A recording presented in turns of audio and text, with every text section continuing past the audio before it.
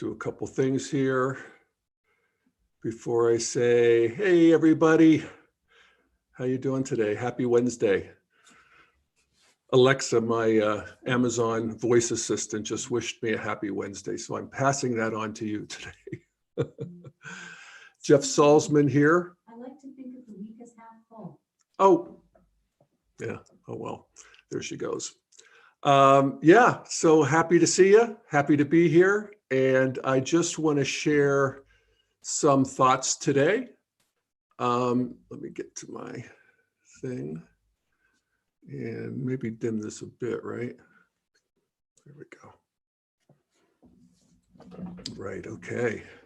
So the first thing I wanted to do was to thank Integral Life, as always, for providing this platform now for 10 years. And it's so much easier now. And it's so nice to be live on YouTube and Facebook, and a special welcome to those of you who are joining live through the various portals. I wanted to start with a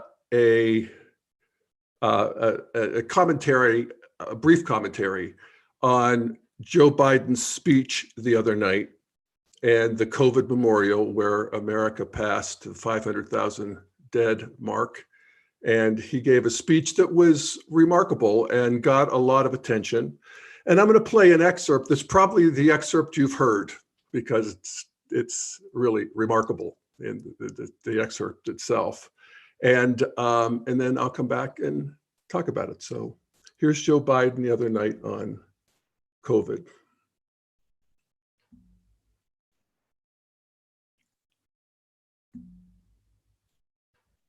Do that, and this, and this, and here we go.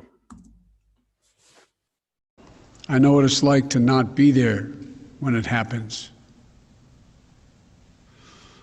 I know what it's like when you are there, holding their hands. There's a look in your eye and they slip away. That black hole in your chest, you feel like you're being sucked into it. The survivor's remorse, the anger, the questions of faith in your soul.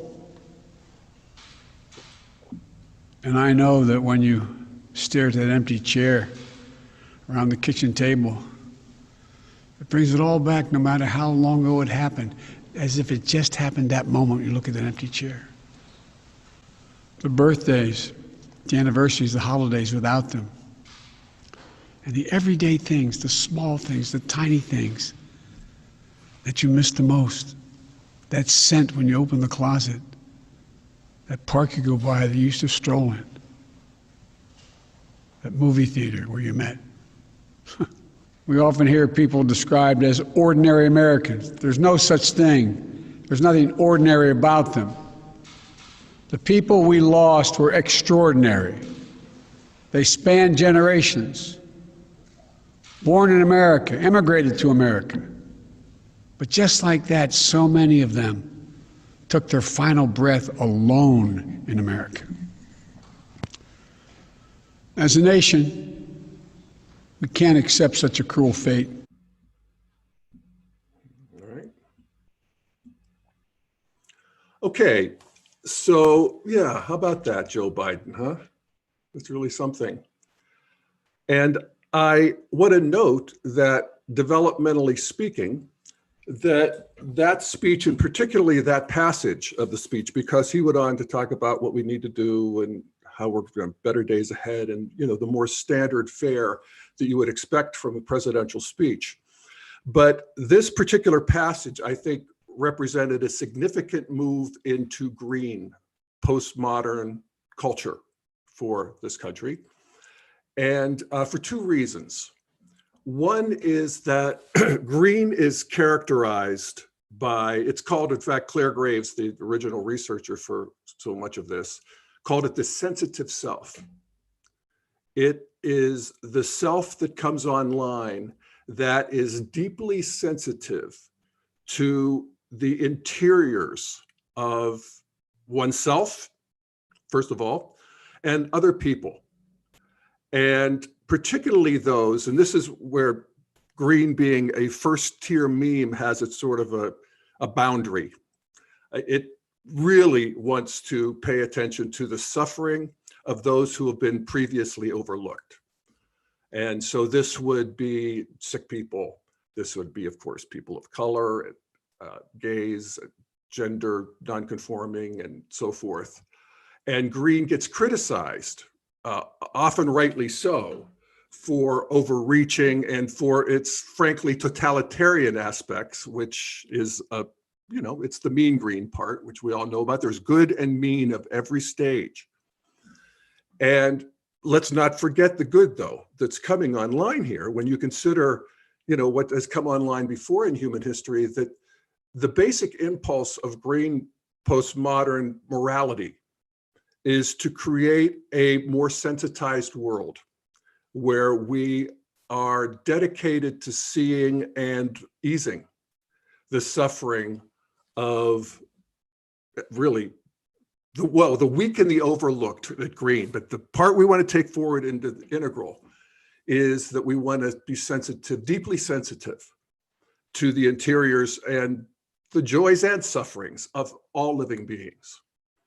And that is that's where that's the sacred world to come that I often talk about. In the sacred world to come, we will be exquisitely sensitive to each other and all living things. And this is a move in that direction. So that's one way. And I've never heard a president speak in this territory before, quite like this.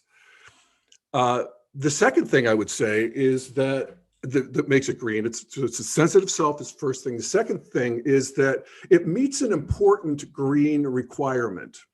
And that is that people get to speak from their own experience. And they cannot speak for other people who have not had that experience.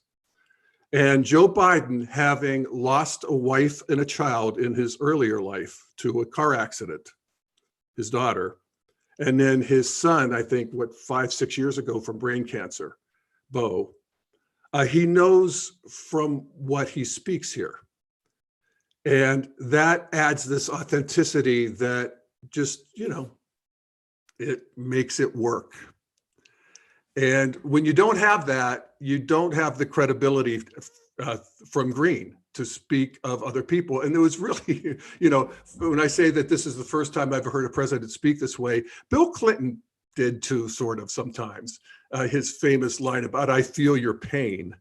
But again, he didn't have that second piece, which is the credibility of having gone through it himself and of speaking for the people that you're actually representing. So you look at that speech and you think, how could anyone not be touched by that? And I think most people were touched by that. He's currently at a 54% approval rating, which is certainly higher than anything Trump had. And he's gusted as high as 58, 60 in some polls. But, why isn't it more? What's up with the other 45%? And the answer is, again, development helps. They don't have green sensitivity. They see the world differently. And actually, I was talking to a conservative friend of mine about this, and she said that she found his speech to be off-putting and maudlin. And I get it. That's from her world. You don't do that. And so, we look at a little bit of fleshing this out, and we see that, previous to green, postmodern culture is modern culture, orange modern culture. And orange culture has been critiqued for shunting what the Buddhists call the 3 marks of existence: old age, sickness, and death, shunting it off the stage so we don't have to look at it. And there's a famous book of cultural critique called The Denial of Death by Ernest Becker, I think written in the 60s. And he makes this case that modernity we busy ourselves with creating the modern world so that we don't have to remember that we're going to die. And so we look at statistics and so forth, but we don't really look at death square in the eye like traditional people did, earlier stages did. And, Biden actually talks about this in his speech. He says that these people aren't statistics. Every one of them is precious. And there's the end of the world when any one of them dies. And, that's, so Biden wants to counter that statistical thing of modernity, or that sort of sanitized death of modernity. And then we could look at traditional people. And there's people at Spiral Dynamics Blue, or in the Aqua model, it's the amber stage, but it's basically the same thing. And I would want to say that these people deny death too. In fact, human beings have been denying death ever since we realized that we're going to die. And I'm not sure that's wrong. I think maybe we know something. Maybe 250,000 years of human history, we actually figured something out about life, and that is we don't die. But that's another topic. So traditionalists deny death because they say, I'm going to go to heaven, or I'm going to have an afterlife. They don't deny death on Earth, of course, because that's obvious, and they're closer to it. And in the traditional societies, there's no getting away from it. But at that stage, it's God's will. And that's comforting to a traditionalist, to think that all of this is in God's hands. And that in Joe Biden's case, if I lose a wife and two of my children, it's, God's will, and they are waiting for me in paradise. And I will see them and be with them again. And you try comforting somebody who's modern or postmodern with that it's God's will, if they've lost somebody, and you'll see that it just, doesn't work. And so, welcome to a world where we have several stages operating and competing, and, getting all worked up about each other. So, grief is private at these earlier stages. I always remember that it's not that it's not emotional, and I was thinking about this, and I just remembered as a child living in my little town, the little coal mining town, Edinburgh, Pennsylvania, Western Pennsylvania. And the whole town, and there's about 500-600 people, would walk down to the Veterans Cemetery every Memorial Day. And there would be a talk, and there would be a song. And then at the end of it, there would be somebody on the other side of the cemetery playing taps on a bugle. And there would be a gun salute. And it was terribly emotional. The liquid space of it, of all of us, was, I remember, I'm 5 years old, 6 years old. And it was many years, of course, we did it every year. And, but if somebody's weeping, it's quietly, there's no hugging, everybody's at attention. In fact, there's a certain decorum that you hold. And so, Biden is going against that grain. And those people aren't going to like that. They're not going to relate to it. They don't have green sensitivity in the way that so many of us do, and as the world is turning. So, just some thoughts about this. And Joe. We like Joe. Okay. The next thing I wanted to share is, hang on. Up, stop that. Okay. This is something that was brought to my attention by my friend Namali, which some of you know.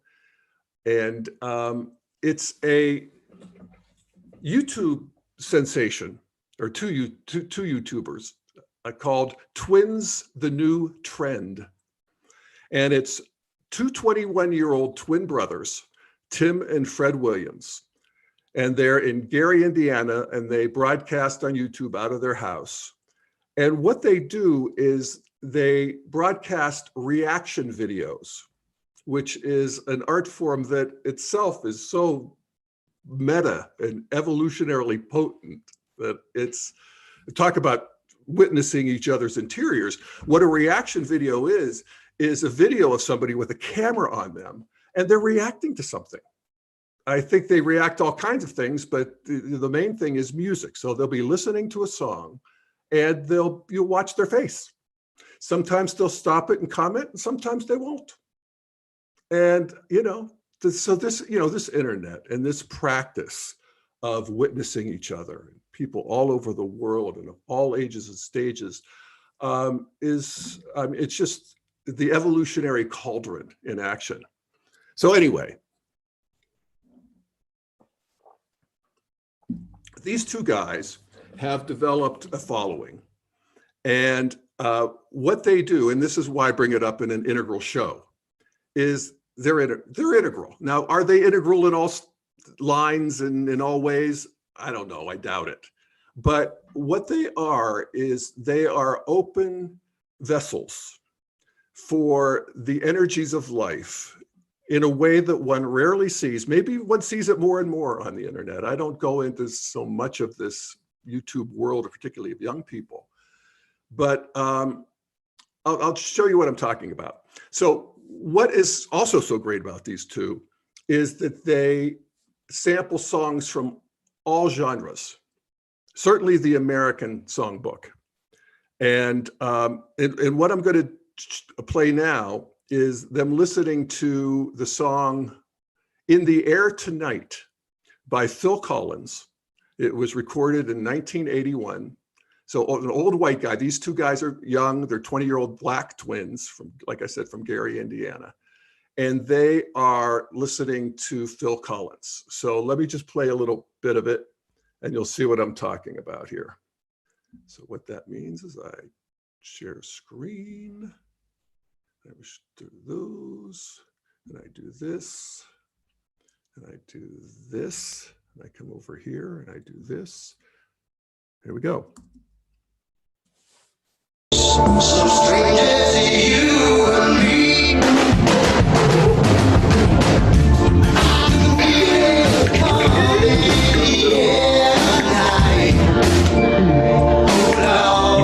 Y'all sleeping on me. Let's wake him up.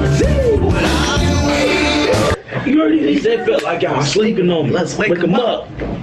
Come on, he ain't kept that. Hey, that was cold. I gotta download this to my phone. That was cold how you did that. I ain't gonna lie, Phil. You got me on that. Never seen nobody got me on that one, man. I ain't never seen nobody drop a beat 3 minutes in a song. That's crazy. But it is what it is.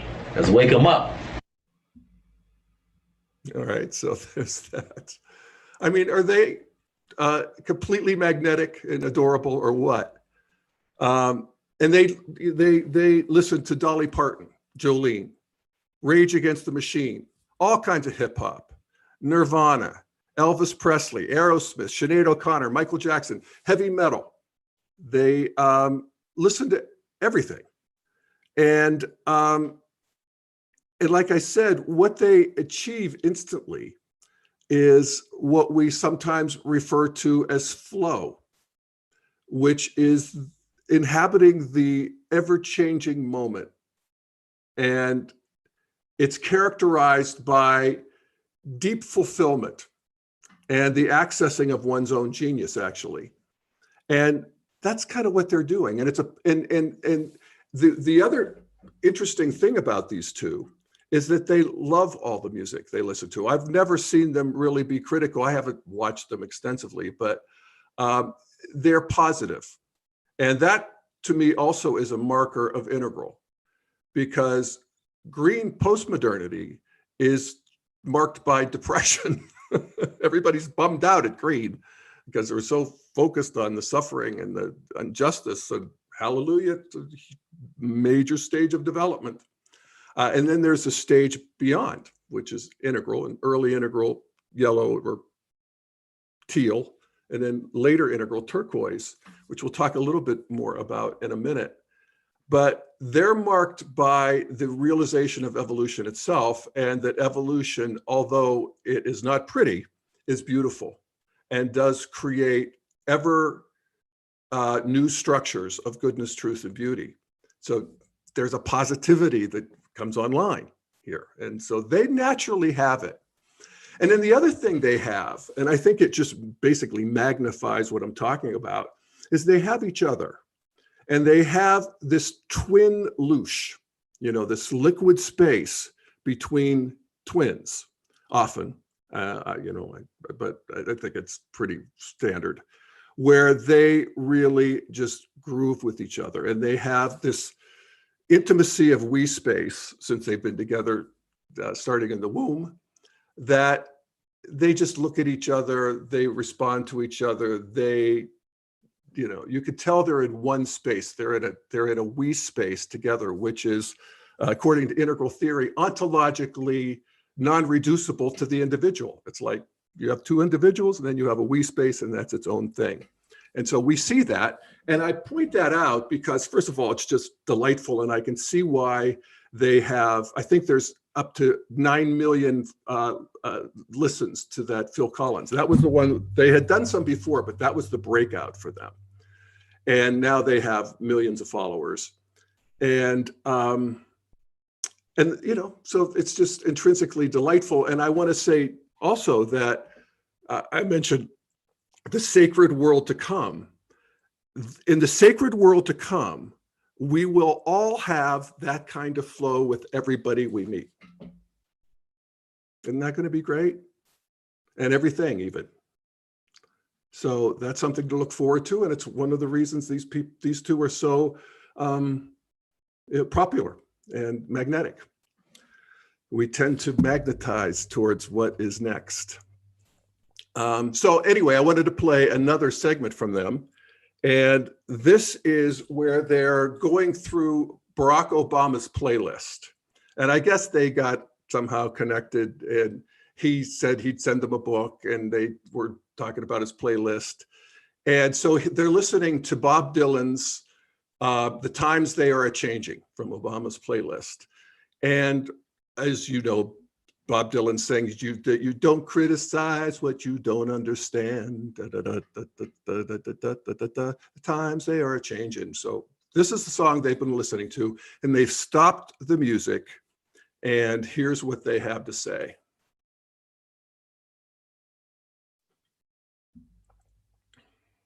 Thank you for bearing with me on the tech side here.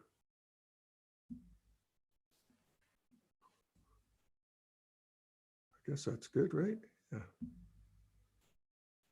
You really had to listen to what he was saying. Facts, man. He was speaking some facts. He was speaking how he feel. Yeah, for real. And he one of my favorite parts of the song, he was like, just because you don't understand, you can't, criticize. Oh yeah, man. Yeah, Ooh, that's deep. A lot of people. I do that a lot of times right too. There, man. So that's I definitely catch myself doing that, man. Yeah. Just because you don't understand, don't criticize, man. Yeah, man. We most definitely gotta see why Obama put this on his playlist, man. Yeah. So a nice message there, and they get it. So here is... Hey, people. What's going on? He live? I hear you guys were asking questions. I decided I'm just going to go ahead and come here live. So Obama surprises them on the screen. And so this is a little bit of their back and forth. Obama's my integral hero, so I'm loving all of this. I hope you do too. Here it is. What's happening, twins? Can I ask a question? How you guys got the idea of this show? Just about the love and passion of music we have, because as we was growing up, we lived in a religious home, so we wasn't able to listen to all different types of genres. But as we started getting older and exploring more music, that's when we start like, oh, what is that? Then we just start listening to it. One of the most important things we can do as people, but especially young people, is opening our minds to how other people feel, what their traditions are, trying to make common cause with folks, even if they don't look like us or didn't come from the same neighborhood. The country's so divided right now. Oh, yeah. And, on the internet, a lot of times, everybody's just mad. And you guys are doing, which is being open to new ideas, new experiences, and reaching out to different traditions. That's America at its best. And I think you guys sending that message is powerful. Oh, definitely. Like you said, just get young people and people around our age to explore more music, and it's cool to listen to that type of music. So just be different. Yeah. because everybody's stuck in one path.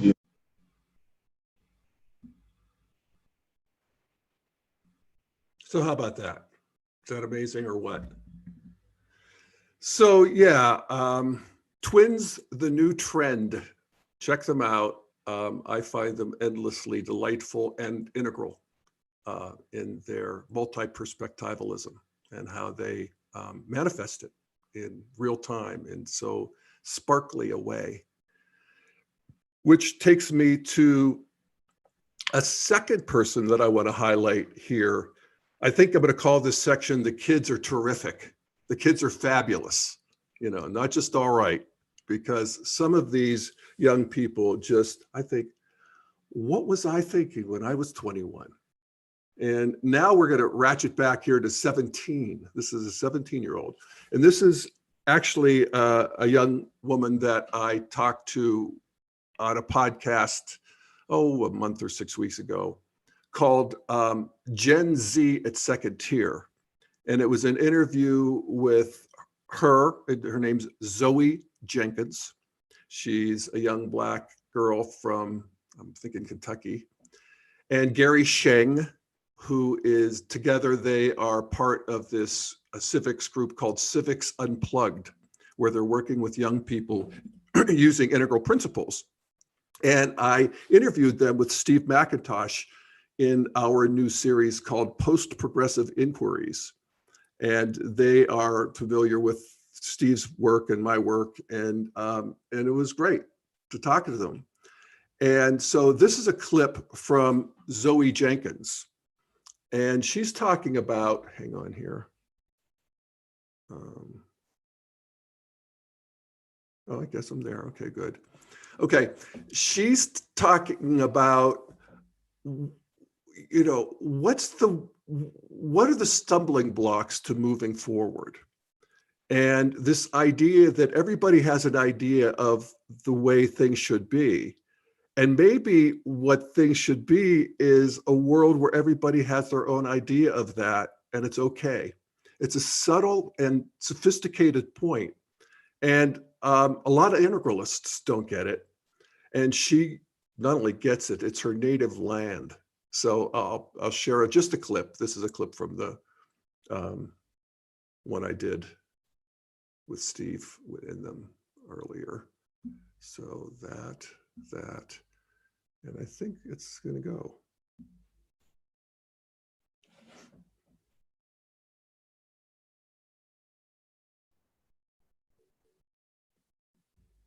Okay, try again. Really? Nope. Obama. Oh, I see. I'm sorry. I got to go back. Here we go. By the way, I'll actually play I'll start with a clip from one of my listeners who sent a voicemail to my SpeakPipe, it's called. It's on the Connect tab of the dailyevolver.com website, and you can leave me a voicemail. And this is Rachel, a listener who often does, actually, and I love Rachel's comments. But she was so enamored of these two young people, actually. And so I'll play what she has to say, and then I'll go right into Zoe.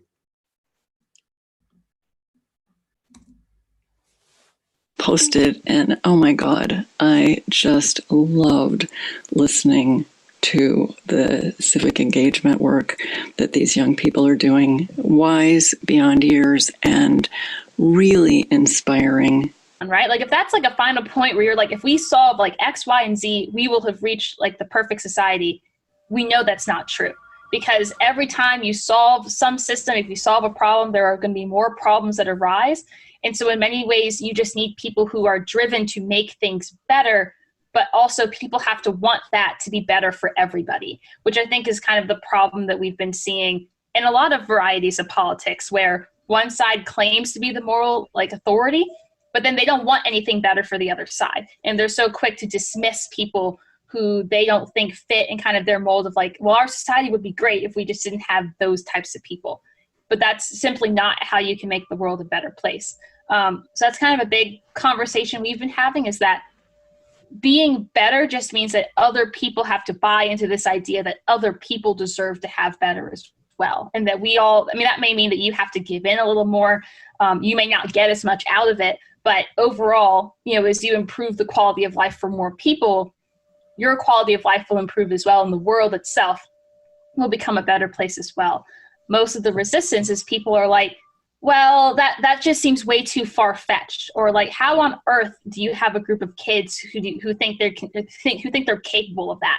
Like, they haven't even gone to college yet. Like, how do you think they're going to be able, you know, to affect this kind of change? And, you know, that's another thing that we talk about a lot, is that pessimism is a self-fulfilling prophecy. If you don't think kids are capable, if you don't think the world can be a better place, then kids will never be capable and the world will never be a better place. You have to earnestly believe in that. And I think imparting that belief and that optimism on other people is, I think, where we get the most pushback, is how do we get other people to buy into this idea that we can all want better for everybody. It's going to be a challenge, but we all have to work together to get to that point. How about that? Yeah, that's, hang on here. Yeah, it's, I mean, she's pointing out it's just textbook integral, actually. It's multi-perspectivalism. And it's the realization that all first-tier memes have this idea that once the world thinks and sees life the way we do, then we're going to be okay. So for traditionalists, it's once everybody accepts Jesus as their personal savior. For Christian traditionalists, you know, and God rules the land, then we'll be good. Or modern, once everybody becomes rational and logical, then everything's going to be fine. Thought that for a long time. And green, postmodern, once everybody gets sensitive to the power dynamics of history and how they still echo in the world today, and you know, the dynamics of oppression and subjugation are revealed, then we'll be fine.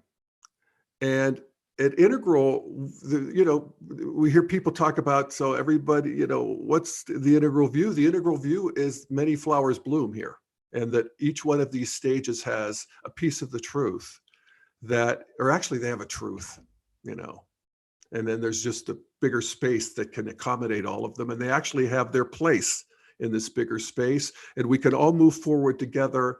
And I think she articulates it well. And when I think of her being 17, I don't know what else to say except, wow, evolution is moving fast. All right, so I'm going to actually do one more in the Kids Are Fabulous section here. And let me see if I can find the piece I want to run here. Yes, I do. Okay. Okay, this is coming from a different angle, but this is a young man who wrote to me a week or so ago from Stockholm. And I'm not going to say his name because I haven't got permission and I'm not sure he wants to be identified. But he wrote to me about work he's doing in integral practice, where he is working with the energy centers of the body. And, you know, so, you know, in integral, we see that there are three great states of being. You can slice and dice it differently, but there's the physical world, there's the world of thought and subtle energies and that sort of thing. And then there's the world of the causal, which is sort of the effervescent, sort of bigger world that is truly transpersonal, that we can dissolve into. And he is working with these energy centers, and he makes the point, and he's right, that the chakras and the energy practices have not typically been emphasized in integral practice. And it's actually one of the areas that I know the least about. I know a bit about it, but I'm inspired by this 22-year-old. And I'm just going to share a little bit that he wrote and his discovery with working with these chakra practices. And he says, he titles it The Anatomy of Turquoise. Okay. And he talks about how he's working with 4 of these chakras. And I'm going to share the screen. And I found a pretty not great, but reasonably good chakra map. There we go. So he's talking about working with the second chakra, the fourth chakra, the sixth chakra, and the seventh. And I'll describe, he describes actually what they mean and how they work together to create turquoise consciousness. And I'm open. So here's what he said. All right, so he's talked about having done this practice, and there was an 1.5-hour practice that he did. And afterward, he said, everything I witnessed fell into the open heart, which is the fourth chakra, and that's the chakra of love energies. And then he said, my open sixth chakra, which is the chakra of seeing and imagination, seeing the world. He said, it made the love indiscriminate, totally compassionate, for even the darkest side of a being. That ability to see someone in their totality without judging their ugly sides is what gives turquoise its famed holism. That's a lot. That's a mouthful. The ability to see someone in their totality without judging their ugly sides is what gives turquoise its famed holism. So we've got the heart, this love, moving into this panoramic view of the sixth chakra. Okay, now he's going to go down to the second chakra, which is the chakra of emotions, sexuality, connection, creativity. And he says, a second chakra bond was then formed when being entered my awareness and could be part of my subtle body, psyche, or it could be a part of my subtle body, a psyche, or another living being. I'm not sure I'm reading that. At any rate, he goes on. He says, the indiscriminate love then worked through that bond to create the desire to heal the being, H-E-A-L, heal the being. Healing means making happy. Every sentence here is worth pondering. Healing means making happy, as happiness is the psyche's way of signaling health. I'll buy that, And then he goes on, it's then perceived that the being has bonds with other beings that in turn have more bonds. These bonds continue out to a whole network encompassing every being on this planet, also known as the web of life. So this love, panoramic view then gets taken down to the second chakra of connection, emotions. And then we move up to the crown chakra, which is the connection to the cosmos itself. And then he says, the open seventh chakra, the crown chakra, made the cognition cosmic rather than personal, giving a third person perspective required for the impersonal nature of the second tier. And that's a mouthful, and there's a little jargon there for integralists, but he's talking about giving a third person perspective. So perspective of the whole web of being. And that's required for the impersonal nature because second person is where it's personal. And that's the nature of turquoise or second tier. And, I know it's a little confusing if you don't know the lingo, but it's a beautiful insight. And then he ends with this short 2-sentence paragraph. He says, just like rationality is the way of knowing for orange, intuition and empathy are a way of knowing for turquoise. I love that. Intuition and empathy are a way of knowing for turquoise. That I'm going to chew on. So I thank you for sending this to me. And, these kids, what can I tell you? I'm just impressed as I could possibly be and so encouraged. All right. Well, I think I'll close with that today. And thank you again for listening. You can check out all my stuff at dailyevolver.com.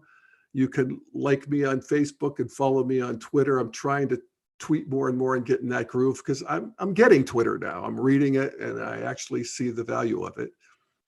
And then subscribe to the YouTube channel if you're so inclined. And And so there you go, 10 years of this stuff. And it's my great privilege to be able to do it. Thank you for listening, and we'll see you next time on the Daily Evolver.